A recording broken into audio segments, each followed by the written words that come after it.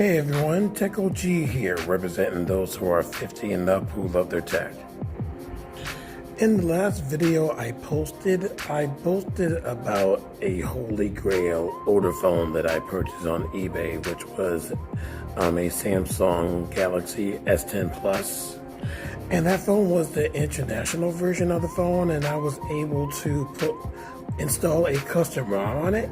And the ROM basically was the innards of a newer Samsung phone. I believe it was the the S22 Ultra. I believe it was that one. Basically, it allowed me to have One UI 6.1 features on that particular phone, even though that phone is an older phone and you can't update it anymore. Like I said, with that particular custom ROM, I was able to use or basically mimic that phone to be an S22 Ultra and have, I would say, most of the features of the One UI 6.1 on that particular phone. And that phone was pretty cool. Like I said, having those particular features on that phone and not having to spend a lot of money on that phone to have the features of One UI 6.1 on it was spectacular.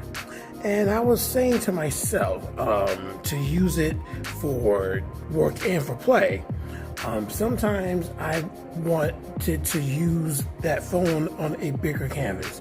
For example, a tablet or a neck stack? Yeah, you can say neck stack.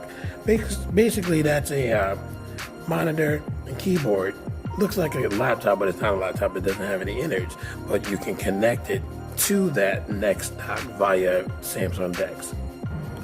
I didn't necessarily want to use a neck stack. I kind of wanted to get a Samsung tablet because that's a lot lighter, and you can use it as a standalone Galaxy device, and you can use it as a monitor for DeX. So I was looking into getting a used S8 Ultra, Tab S8 Ultra or Tab S9 Ultra, and I was looking for good storage. So 512 gigabytes minimum, and with the S9 you can get up to 1 terabyte of storage.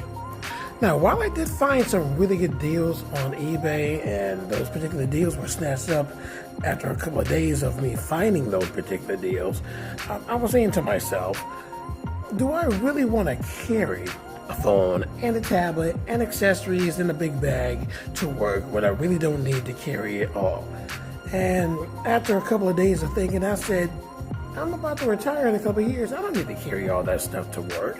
So I decided and was looking into again, because I mentioned this before as this phone being a Go phone, the Fold series.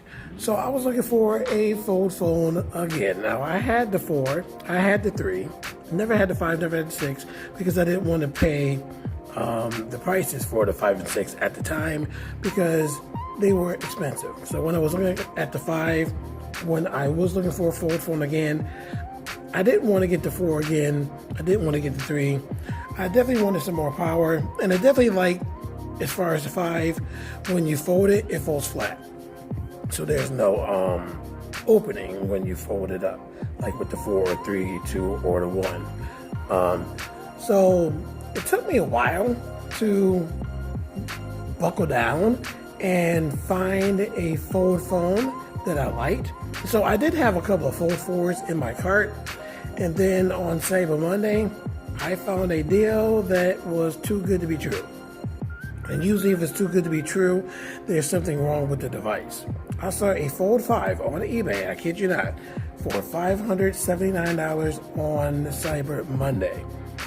And I was looking at all the other prices. The lowest price that I saw from other sellers were $649, and the one after that was $664.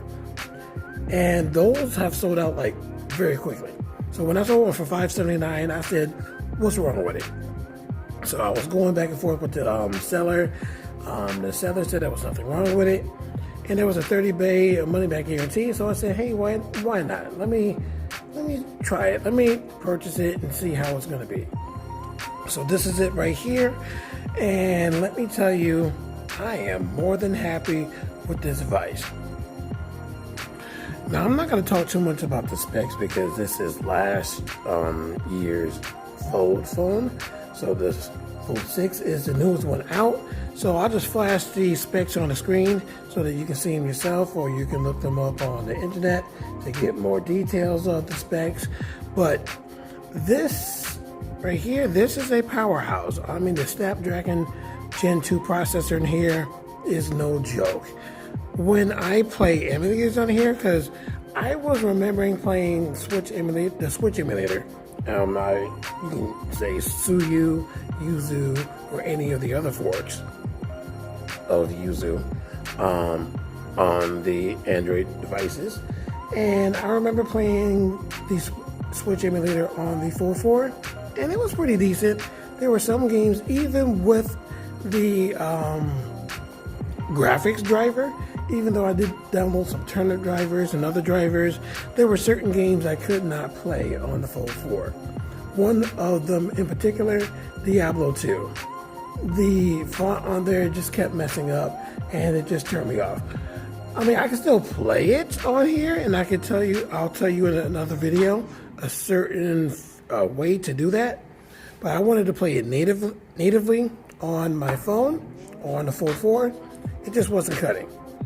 So with the Fold 5, the processing speed of rendering the games on here is definitely a whole lot faster than the Fold 4. I'm telling you, the Gen 2 processor is no joke. I was completely flabbergasted when I was testing this phone out and testing the Switch emulator on here. Man, it's fast. It loads games very fast. So with the Fold 5, like I said, it's just a fantastic device. Oh, I gotta call my doctor. The best thing I really like about this device, like I said, when you fold it, it's completely flat. There is no gap in between the fold part. That's cool. I mean, and it feels a lot better in your hand. It doesn't feel as thick in your hand as the Fold 4 did when I had it. By and large, it's the same phone as the Fold 4, 3, 2, or 1. Opens up to a 7.6 inch screen. It's just a fantastic device to use. So it's basically, like I said, it's your slap phone, so you can use it like this. And the screen is slightly wider so that you can type a little bit better. I never complained about typing on the Fold 4, 3, or whatever, even though the screen was a little bit narrower. I still was able to type. So there were people, of course, that were complaining. I didn't complain because I think this is Samsung, like I said, one of Samsung's most innovative devices they've ever created. And the fact that you can open it up to a 7.6 inch screen, put it on a stand, and you have yourself a nice little workstation that can fit in your pocket.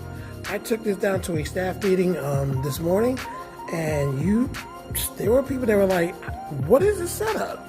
This looks cool. So I got, like I said, the Fold 5. This is my main screen. This is basically my pocket computer. Put it on the stand. Got myself a nice keyboard. Fold that up, put it in your pocket. And this is one of the best mice I've ever purchased. The Yoga, or the Lenovo, Yoga mouse. This is so cool. So it folds flat, and then you can turn it, and then boom, mouse phone. That is so cool. So I already got it paired, as you can see with the arrow, on my phone, and got this paired. I can send emails, type up documents, all that stuff. It's just a fantastic workstation that you can put in your pocket and carry with you everywhere you go. And you don't need a big old bag for it. But if you do want to carry a bag for accessories and stuff, which I do have, and I'm going to make a separate video for what's in my bag, 2024/2025, I don't need a giant bag to carry my stuff to work anymore.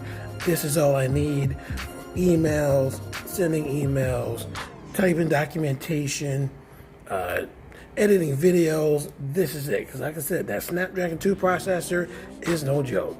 And the fact that this has a 50 megapixel camera on here, picture quality is quite good. Even though I do have and use a lot this right here, the DJI Pocket 3. This is one of the coolest cameras I've ever used. But I use this just in case I don't want to carry this to work, or don't want to carry a lot of stuff. So this is more than sufficient of capturing pictures and video. And like you already know, when it comes to talking about tech, something that you like is not for everyone. So I'm not trying to pitch this for anyone to purchase yourself. You have to look at any tech or any videos that you look on about tech on YouTube or whatnot, and ask yourself, is this going to be valuable for you? Like I said, for me, being a teacher and just using this for the everyday things that I use it for, especially playing games, this phone right here is second to none.